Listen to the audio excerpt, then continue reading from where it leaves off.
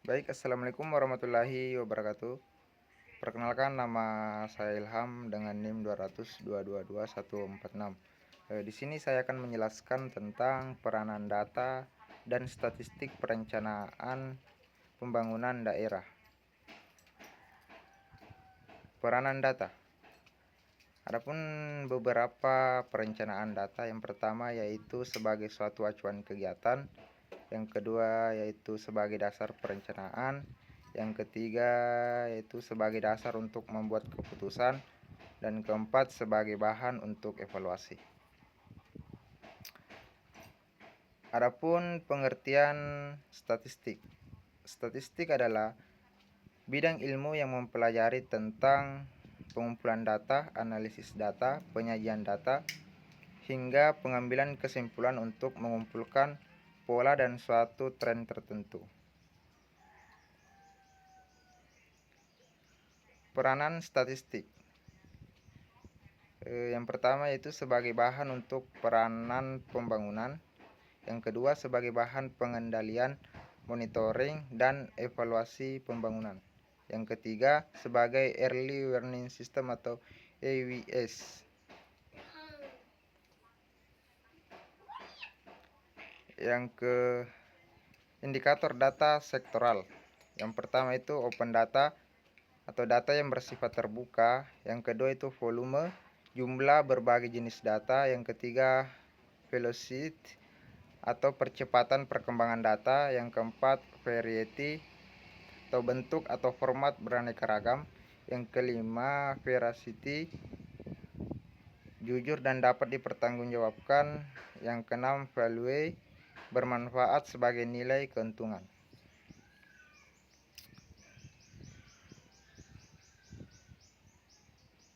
Strategi peningkatan pengelolaan data statistik dalam pembangunan daerah. Yang pertama itu peningkatan pemahaman metodologi statistik penting bagi pembangunan oleh pemerintah daerah untuk pengumpulan dan penyajian data. Yang kedua, peningkatan jumlah dan kualitas SDM dengan kompetensi statistik perlu diperhatikan. Yang ketiga, sinergitas data dan awareness statistik antara OPD sangat diperlukan dalam mendukung pembangunan oleh pemerintah daerah.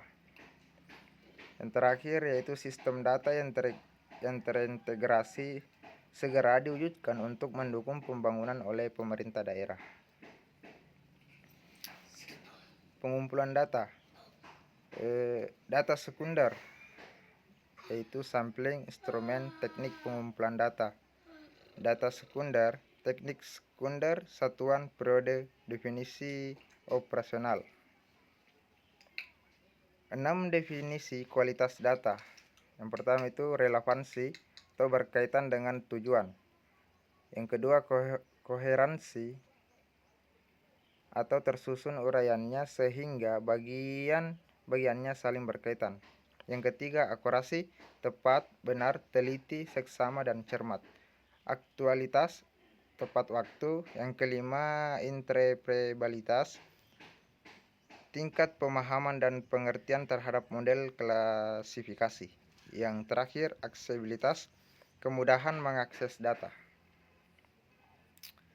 Kualitas data.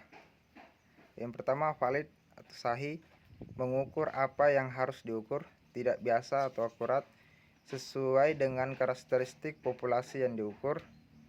Yang keempat presisi, keragaman rendah, relevan, up to date, data terkini.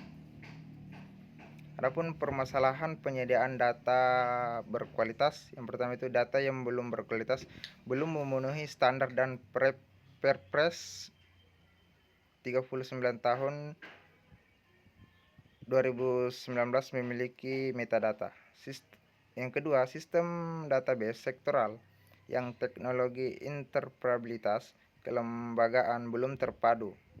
Belum seragamnya kode referensi atau data induk tata standar regulasi kelola. Data yang sulit diakses dan tidak terintegrasi data. Ketidakjelasan unit pengelola data, kode induk metadata. Yang terakhir, keterbatasan sumber daya manusia pengelola data. Yang terakhir itu pengentasan kemiskinan, pengembangan UMKM, pengelolaan lingkungan dan pengembangan kawasan berkelanjutan, manajemen tata kelola pemerintah daerah. Baik, itu saja yang mungkin sempat saya sampaikan.